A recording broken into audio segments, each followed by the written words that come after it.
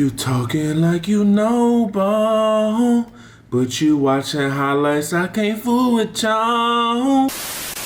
This is the Scoop with Coop. I'm your host, Coop, and you too. We back and we better than ever, baby.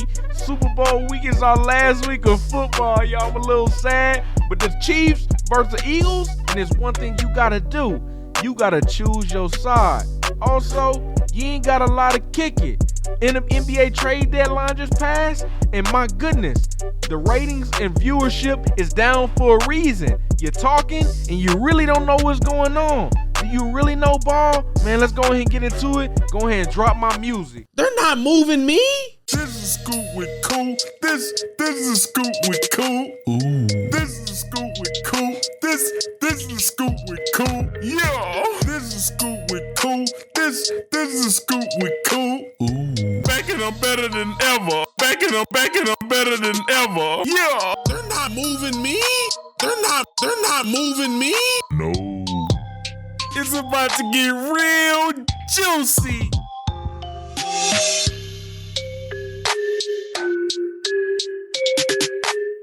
Like I said, you ain't gotta fool me. You ain't got a lot to kick it. But I understand some of y'all haven't been watching football throughout the year, and y'all definitely haven't been watching NBA throughout the year. But NBA talk will be a little later. We're gonna keep it short and sweet today. It's a Super Bowl week, baby. You got K-Dot performing. You got the Chiefs going for a 3-peat, and you also got Jalen Hurts going for his first Super Bowl, as this is his second appearance in his 5-year career. Okay. Let's go ahead and get into it. I want to get into the X factors for this Super Bowl and comparing that to the 2022 Super Bowl between the Eagles and the Chiefs. Going into this last Super Bowl they played, the Chiefs won that game 38-35, and kicking off this year's Super Bowl, we open up with a 1-point spread favoring Kansas City. The over-under is 48.5, and the Chiefs are 15-2, while the Eagles are 14-3. Now, a lot of people have opinions whether the Chiefs have been cheated to get here, whether the Eagles are good enough to be here. Whatever you were saying, it doesn't really matter, because we're at the point in the season where you have to choose your side. Either you're going for the Chiefs, or you're going for the Eagles, or you're just going to be bored and bitter during the game. Talk about, I don't really care who wins. You're going to have to choose your side. Either you go with a player or go with an organization. But don't be broken bitter eating your rotel and wings, and you don't know who you're rooting for. Root for something, bruh. Even NFL players on NFL teams are rooting for a team to win. So you not employed by no NFL team. So take your heart, take your emotions out of it, and just go for somebody. Me, I'll tell you who I'm going for. I will take my heart out of it when I tell you who I do believe is going to win. But the X factors starting with the Eagles. Jalen Carter, okay? Now, we all know the Chiefs are very experienced. They've been here before. They're not gonna try to allow Jalen Carter to wreck this game.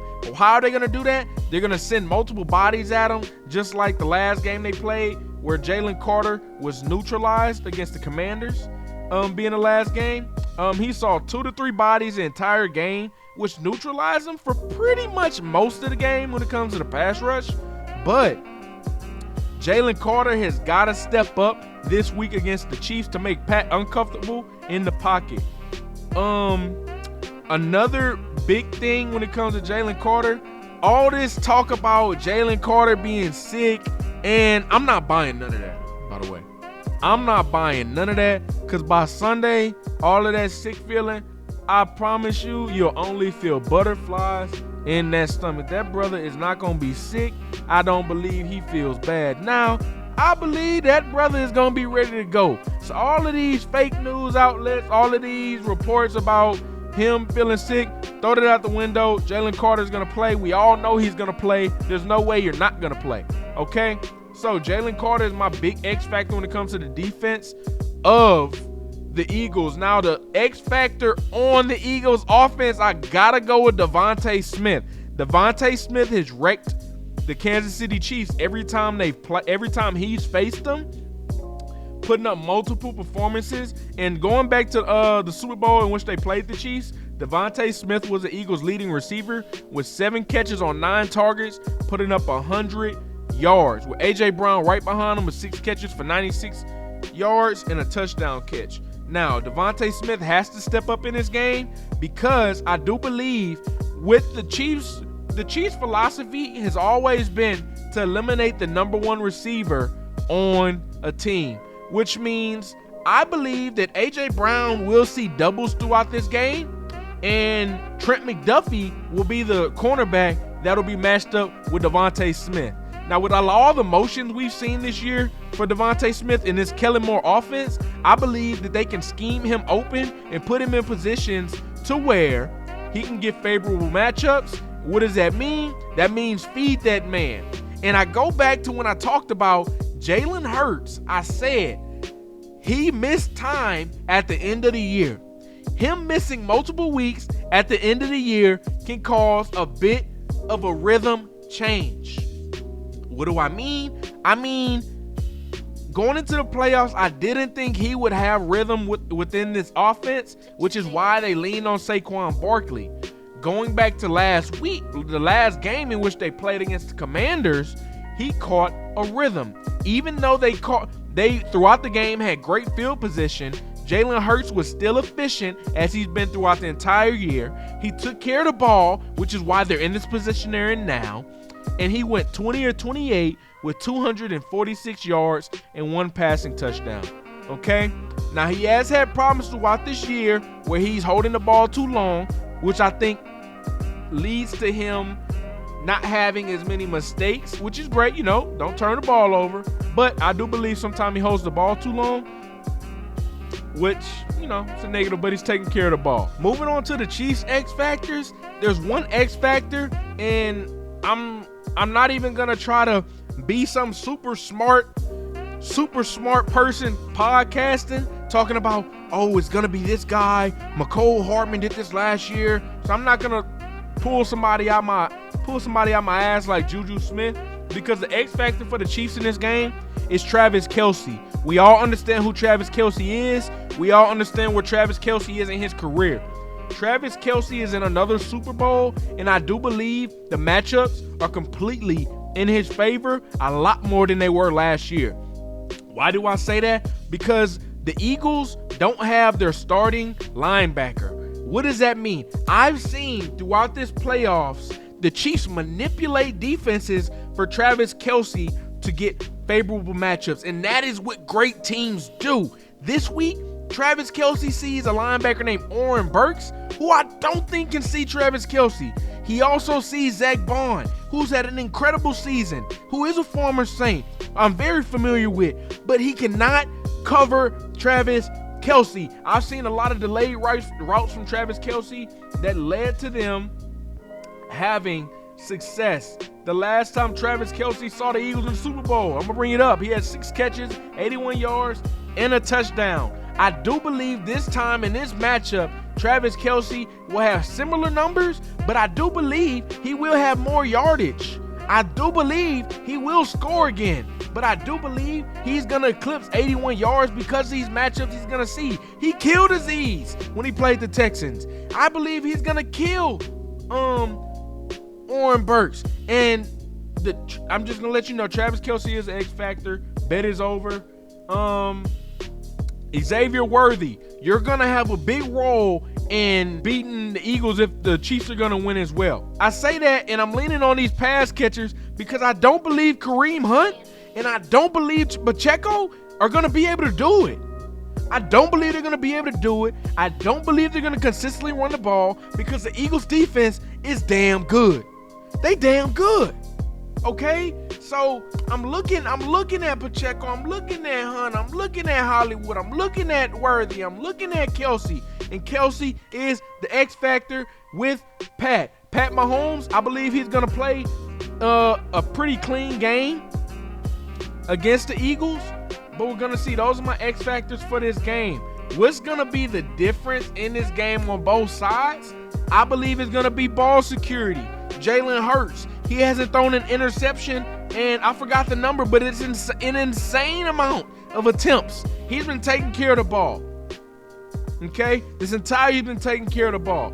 Patrick Mahomes, he's been doing really well this year, taking care of the ball. No, it has not been his greatest year as far as from a statistical standpoint, but when you know how to make plays, when it's time to make plays and to win the game, that is what makes you great. Him and Andy Reid have been running the AFC for over 5 years now, and they won the AFC this year. And now they're facing a team who is 14-3, and I do believe this will be their biggest test throughout the year. Some may say the last game they played against the Bills was their Super Bowl, but this right here, this is the toughest matchup they'll have to face. I do have faith in the Chiefs' run defense, as I do believe Saquon Barkley will not have a game like he's been having the past 3 games in this playoffs. What does that mean? I don't believe Saquon Barkley is going to have 120 yards, y'all. I don't believe he's going to have 120 yards, y'all. Nobody just runs for 100 yards on the Chiefs. Now, when I'm looking at it, I'm saying James Cook was efficient running the ball, but Saquon doing that is going to require him to break, and I just don't believe it's going to happen in this matchup. I believe that the Eagles are going to have to lean on Jalen Hurts' horn, which I don't believe is a bad thing. A lot of people have been forcing the narrative of, I'm going to force the Eagles to pass the ball with Jalen Hurts, and I believe that narrative, it can get you beat. That narrative can get you beat. That brother played the cleanest Super Bowl game I might have ever seen 2 years ago, and he made some passes in windows that were extremely tight, and I expect him to have another performance similar to how it was. Now, early on in the game, I do believe the Eagles need to get Jalen Hurts on the ground involved. If they get Jalen Hurts involved in the running game, I do believe that opens up windows for Saquon Barkley. I do believe that Jalen Hurts throughout this season and his ability to run, similar to the Baltimore Ravens and Lamar Jackson, Derrick Henry, I do believe Jalen Hurts has a positive correlation to Saquon's numbers this year, whether you want to admit it or not, okay? So Jalen Hurts and the Eagles offense, they have weapons all over. The Chiefs have weapons all over. These are the most dynamic teams in the NFL. Now on to my predictions for this game. It's been weighing on me. People have been asking me for over a week who I believe is going to win. Last year, I had an opinion about the game against the 49ers. Yeah, I'm about to bet against Pat Mahomes. Okay? If this burns me one more time. Cool. If this burns me one more time, I think this will be the final time I learn my lesson. Tom Brady treatment. Hey, Tom Brady treatment, I'm rolling with Brock Purdy to win the Super Bowl, and Mr. Irrelevant is going to win the Super MVP. Bowl MVP. I'm telling you, he coming. He coming. 2 years ago, I had an opinion about the Chiefs against the Eagles. This year, I still have a strong opinion about who I think is going to win this game. Patrick Mahomes is on his way to be the GOAT. He's been playing extremely well over the years to the point where we respect him and put him in this light. Jalen Hurts has been being disrespected this entire year. Why? Because people are saying he doesn't have the ability to throw the ball down the field and beat teams. He silenced the doubters. He's back in his game, and he wants to silence the doubters again. 1 of 1 versus GOAT Mahomes.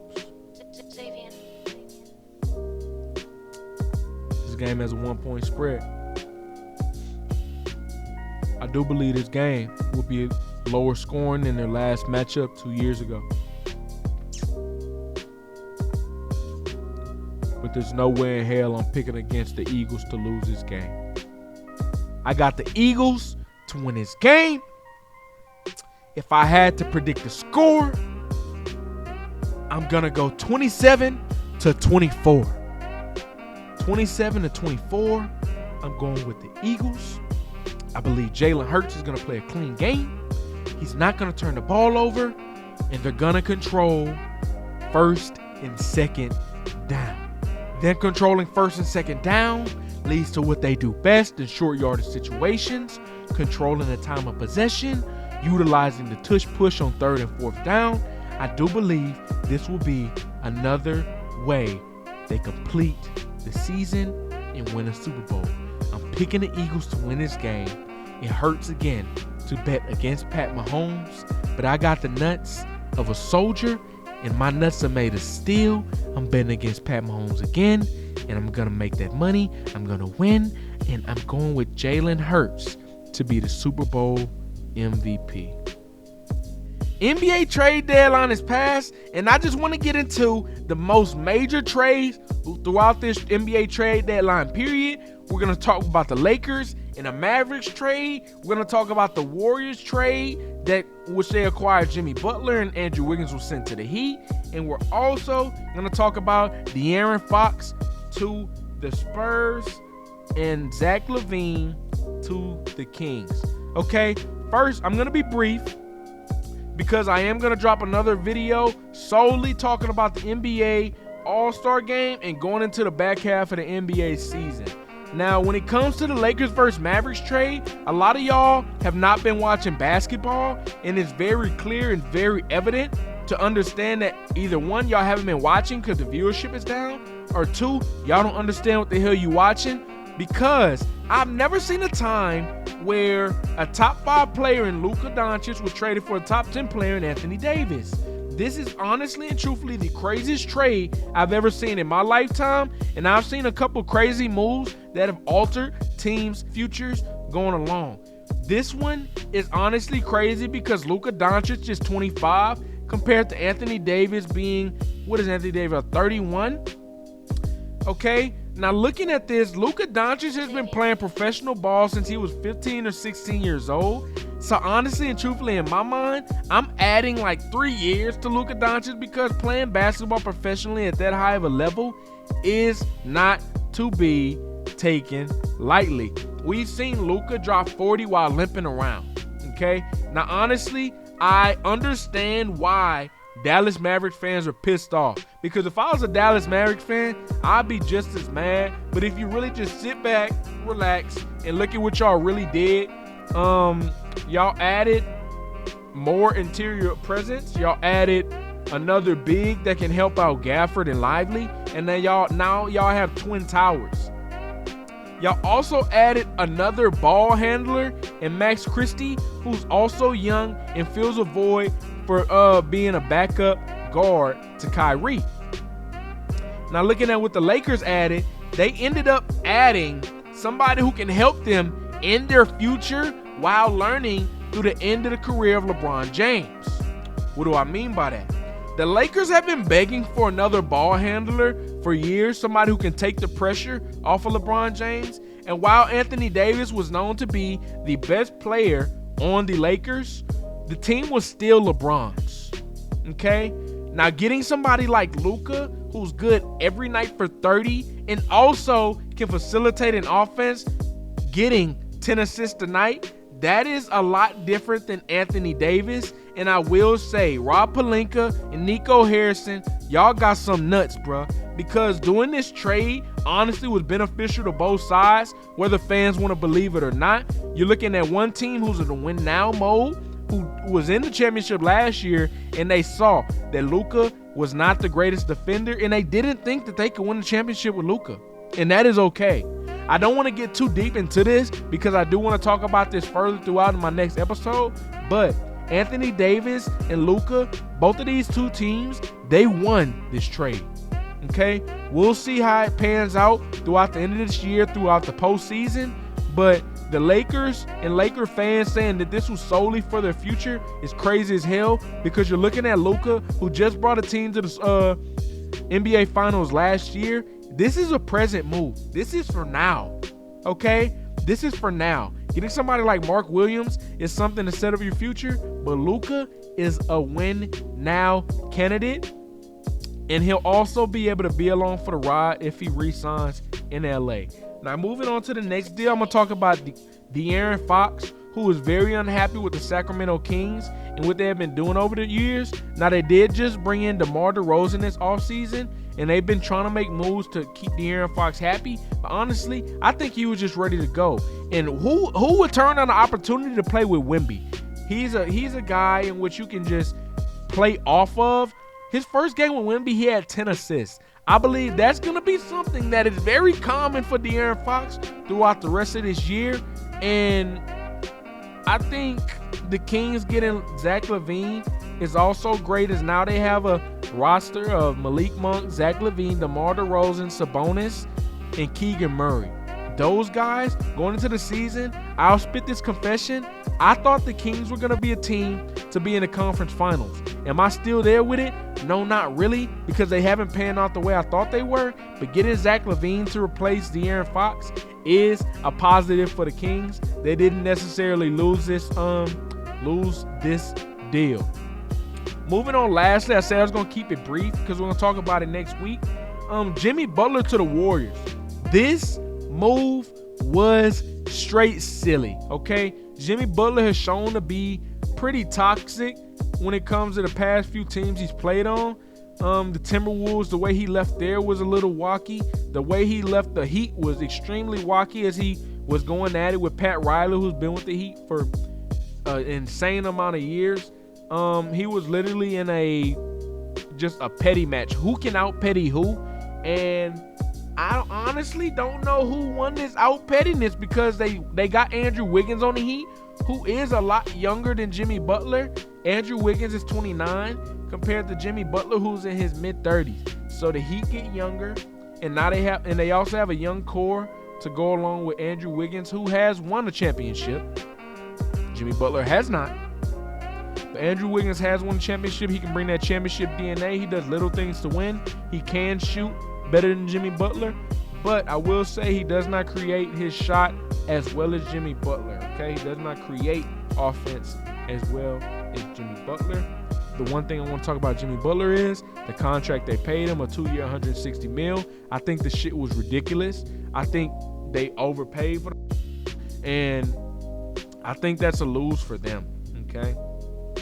Again, we're going to talk about and really dive into NBA next week, but this is a Scoop with Coop. I'm your host, Coop. Make sure you like, comment, subscribe, get you some water. Be safe this weekend. Enjoy the K-Dot performance. Enjoy the Super Bowl. I'm out. They're not moving me. This is Scoop with Cool. This is a Scoop with Cool. Ooh. This is a Scoop with Cool. This is a Scoop with Cool. Yeah. This is a Scoop with Cool. This is a Scoop with Cool. Ooh. Back it up better than ever. Back it up better than ever. Yeah. They're not moving me. They're not moving me. No. It's about to get real juicy.